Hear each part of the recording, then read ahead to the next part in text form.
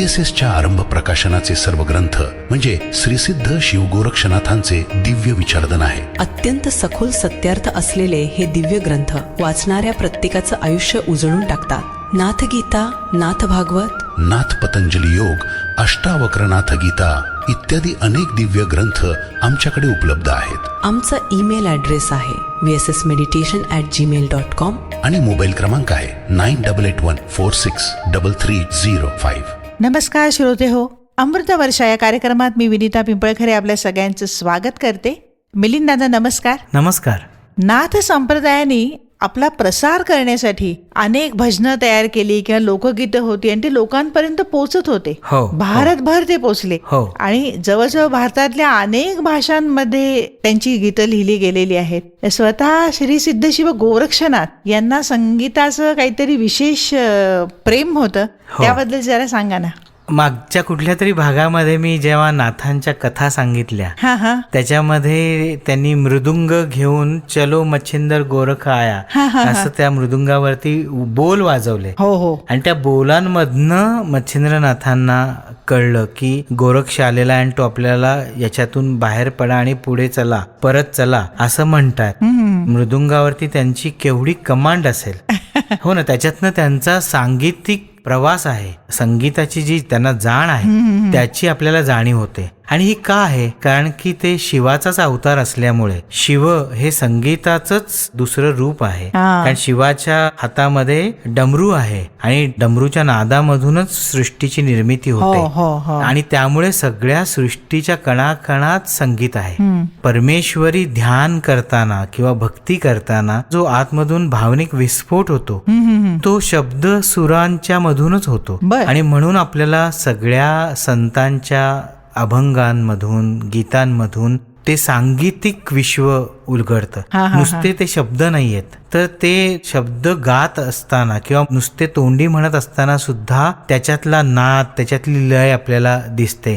ऋणुझुणू ऋणुझुणू रे भ्रमरा किंवा खेळ मांडी येला वाळवंटी घाई, हे सगळं नादमय आहे, तालमय आहे. त्याच्यात संगीत ओतप्रोत भरलेलं आहे. जनी उकलिते वेणी तुळशीचे बनी किंवा अरे संसार संसार, अगदी अलीकडचं जर आपण घेतलं तर या सगळ्यातून आपल्याला संगीत जे वाहताना दिसतं ते नाथांच्या मधनं येणं अगदीच क्रमप्राप्त आहे. तो संगीताचा बहाव त्यांच्यामधूनच आलेला आहे शिव म्हणून. नाथ परंपरेमध्ये संगीताला आणि ज्ञानाला भयंकर महत्व आहे.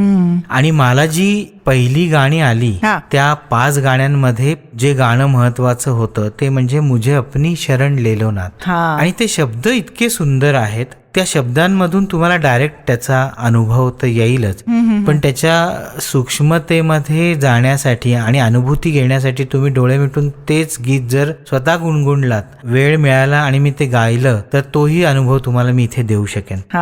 आपल्याला मच्छिंद्रनाथांच्या संदर्भात एक गाणं आलेलं आहे, मीन का मार्ग चलो बैरागी, है ना. वा, किती सुंदर गाणं आहे. तर त्या गाण्याची जी धून आहे, मीन का मार्ग चलो बैरागी, मीन का मार्ग चलो, तर ही जी धून आहे ही नाथपंथीय धून आहे. अशा पद्धतीच्या धून ज्या आहेत त्याच्यावर बरीच गाणी आलेली आहेत. तर तसंच हे मुझे अपनी शरण ले लो नाथ और कुछ ना चाहू मैं बालक तुमरो तुम मेरो तात. अगदी साधा सोपा सरळ अर्थ आहे. तात म्हणजे वडील. मूळ जे निर्माण स्थळ आहे ते वडील असल्यामुळे तिथून आईचा गर्भ आणि तिथून या जगतामध्ये येणं ही जी प्रोसेस आहे, तशीच सूक्ष्मामध्ये जिथून आपला जन्म झाला ते म्हणजे तुम्ही नाथ आहात आणि ते माझे वडील आहात आणि मी तुमचं बालक आहे. बालक हे अज्ञानी असतं, त्यामुळे ते आनंदी असतं, ते वडिलांवर किंवा आईवरती विसंबून असतं आणि त्यांच्या कुशीमध्ये बसून ते मुक्त आनंदाने बागडत असतं. हे सगळे अर्थ त्या एका वाक्यात आलेत की एका लाईन मध्ये आलेत की मैं बालक तुमरो तुम मेरो तात. त्याची पुढची कडवी एकदम वेगळ्या दिशेने आपल्याला सत्य सांगतात. तर शब्द असे आहेत, समझ ना पाए क्यों आए हैं, इस धरती पर पाना है क्या, उलझ रहे हैं भौतिकता में, आत्मज्ञान को खोना है क्या. क्वेश्चन मार्क आहेत सगळे. ऐसी कृपा हो जाए तुम्हारी छूट न पाए तुमरो साथ. तर जन्म घेऊन आपण या धर्तीवरती येतो तेव्हा इथल्या ज्या लोकांच्या सानिध्यात आपण असतो, ते जे आपल्यावरती संस्कार करतात, ते जे काही विचार आपल्याला देतात, ते जे काही आचरण करायला सांगतात आणि समाजामध्ये अवतीभोवती बघून आपण जे काही शिकतो, त्याच्यातनं आपण आपली मूळ आयडेंटिटी, आपलं मूळ अस्तित्व विसरून जातो. आणि त्यांनी, बाकीच्यांनी आपल्याला दिलेले गुण किंवा आयडेंटिटी जी आहे तीच खरी आहे असे आपण समजतो. आणि मग तेच जे काम आपल्याला करायला सांगितलं जातं तेच म्हणजे जीवन आहे आणि तेच आपल्याला करायचं आहे. आणि सगळे जे करतात तेच आपण करतो, तेच म्हणजे आपल्या आयुष्याचं अंतिम ध्येय आहे असं आपण समजून आपलं आयुष्य जगतो आणि मृत्यूला सामोरं जातो. तर आपल्याला समजतच नाही आपण इथे कशासाठी आलो आहोत, या धर्तीवर येऊन आपल्याला नेमकं काय मिळवायचं आहे. ते समजून घेण्याची प्रोसेस म्हणजे साधना. आणि ते समजून देणारी व्यक्ती जी आहे आणि त्या दिशेला घेऊन जाणारी व्यक्ती जी आहे तिला आपण गुरु असं म्हटलं. आणि म्हणून नाथांना आपण परात्पर गुरु म्हटलेलं आहे. बरोबर. आणि उलझ रहे हे भौतिकता में आत्मज्ञान को खोना है क्या. आत्मज्ञान हे सूक्ष्म आहे आणि भौतिकता हे जडत्व आहे. आपण जडत्वाच्या दिशेने जास्त जायला सुरुवात करतो तर आपली सूक्ष्मत्वाची जाणीव हळूहळू नाहीशी होते, विरून जाते. आणि भौतिक जग म्हणजेच खरं जग असं आपण समजून त्याच्यामध्ये पूर्ण गुरफटून जातो. त्यामुळे सूक्ष्मत्वाच्या दिशेने आपला प्रवासच बंद होतो. आपण जे अंतिम ध्येय डोक्यात ठेवून आलो होतो ते आपण विसरून जातो. कारण आजकाल लाईफ पर्पज सगळे शोधत असतं ना, कशासाठी आलो हा विचार हल्ली खूपच तरुण लोकांना पण असतो की बाबा लाईफ पर्पज आपला काय असेल, का आलो. पण आपण आजची, म्हणजे मी फक्त तरुणांना दोष देणार नाही याच्यामध्ये, कारण आपली जी शिक्षण व्यवस्था आहे आणि सामाजिक व्यवस्था जी आता या काळामध्ये निर्माण झाली आहे ती मनी सेंट्रिक आहे. ती भोगवादी असल्यामुळे त्याच्यासाठी लागणारा सगळ्यात महत्वाचा इन्ग्रेडियंट म्हणजे धन. हो की नाही. भोग उपभोगायचे असतील तर तुम्हाला त्यासाठी पैसा हवा. पैसा मिळवण्यासाठी चांगली नोकरी किंवा धंदा करायला पाहिजे. ते करण्यासाठी चांगलं शिक्षण पाहिजे. चांगलं शिक्षण मिळवण्यासाठी चांगल्या शाळा, युनिव्हर्सिटी पाहिजे आणि उत्तम मार्क मिळवले पाहिजेत. या सगळ्या चक्रामध्ये आपण अडकलेलो आहोत. हे सगळं करायचं नाही का तर करायचं, पण जाणीव याची ठेवायची की ते जगण्याचं साधन आहे, ते म्हणजे जगणं नाहीये. बरोबर. हो की नाही. भूक लागल्यावर आपण पैशाच्या नोटा नाही खाऊ शकत किंवा चिल्लर नाही खाऊ शकत, आपल्याला अन्न लागतं. तर पैसे हे आपलं एम आहे अन्न मिळवण्यासाठी. हो की नाही. पण पैसे हे एम जगण्यासाठी नाहीये, ह्याची जाणीव आपल्याला अध्यात्म करून देतं. आणि म्हणून नाथांच्या या गाण्यातनं आपण सहजपणाने या छोट्या छोट्या गोष्टींमधनं शिकतो की आपण काय करायला पाहिजे आणि काय नाही करायला पाहिजे. तर शेवटची ओळ आहे त्या कडव्याची की ऐसी कृपा हो जाए तुम्हारी छूट न जाए तुमरो साथ. आत्मज्ञानाची साथ जी आहे ती सुटू नये यासाठी तुमची कृपा व्हायला पाहिजे. तर आत्मज्ञान वेगळं कोणी नाहीये, आतमध्येच आपल्या आत्मज्ञान आहे. पण त्याच्यावरती भौतिक जडवादाचा पडदा पडलेला असल्यामुळे, अज्ञानाचा पडदा पडलेला असल्यामुळे ज्ञान होत नाहीये, ज्ञानाचा प्रकाश येत नाहीये त्याच्यावरती. आणि त्यामुळे सूक्ष्मत्वातलं आत्मज्ञान जे आहे त्याच्यापर्यंत आपण पोहोचू शकत नाही, ते जागृत होत नाही.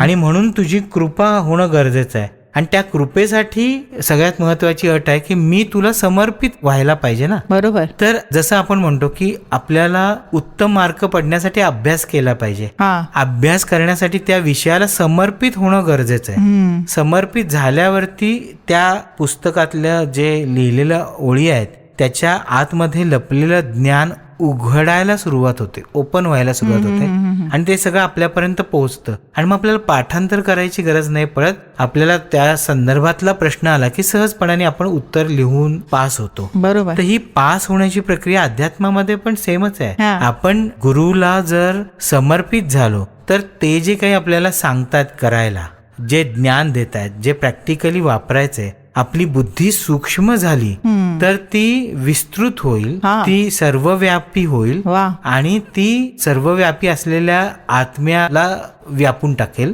आणि त्या आत्म्याच्या आत असलेलं परमज्ञान जे आहे त्याला व्यापेल आणि ते आतमध्ये जागृत होईल. इतकी ती साधी सोपी प्रोसेस आहे. पण त्या प्रोसेससाठी समर्पण करण्याची गरज आहे.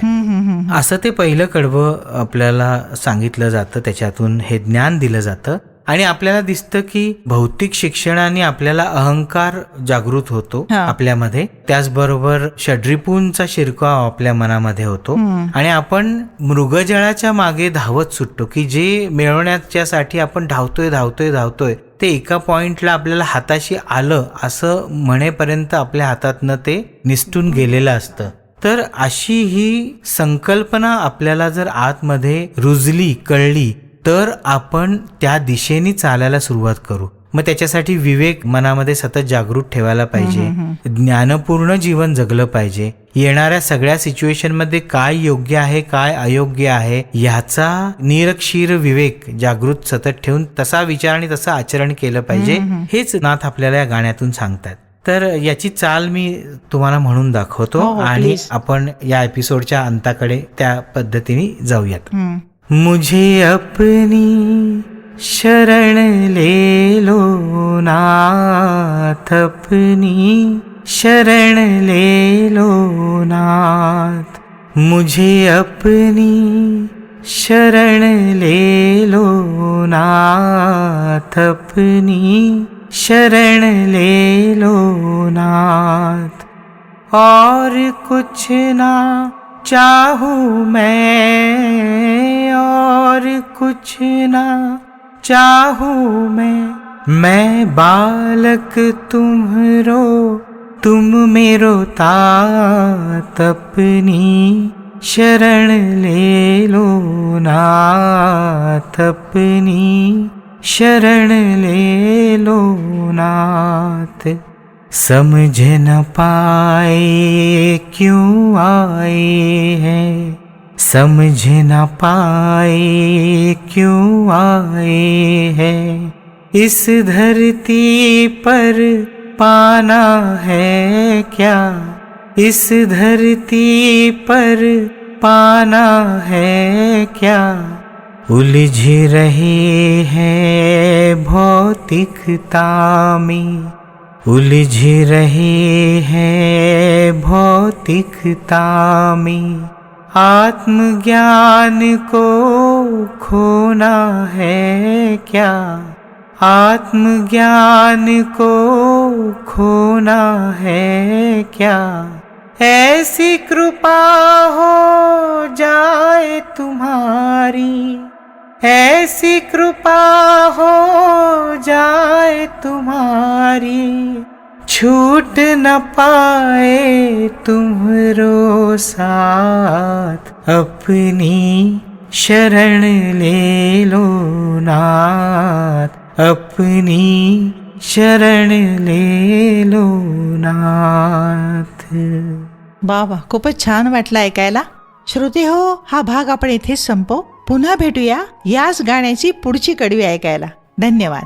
आमच्या वैश्विक सिद्ध साधनेशी जोडलं जायचं असेल तर फेसबुकवरचं आमचं अकाउंट आहे VSS mission, Instagram account Nityopanishad, website www.vssmission.in, YouTube channel VSS mission. त्यावर तुम्हाला अनेक आध्यात्मिक कार्यक्रम बघायला मिळतील. तुम्हाला काही आध्यात्मिक प्रश्न असतील तर आम्हाला ईमेल करा. आमचा ईमेल ऍड्रेस आहे vssmeditation@gmail.com आणि फोन नंबर आहे 918308788500. पुन्हा भेटूया पुढच्या एपिसोड मध्ये. अलक्ष निरंजन.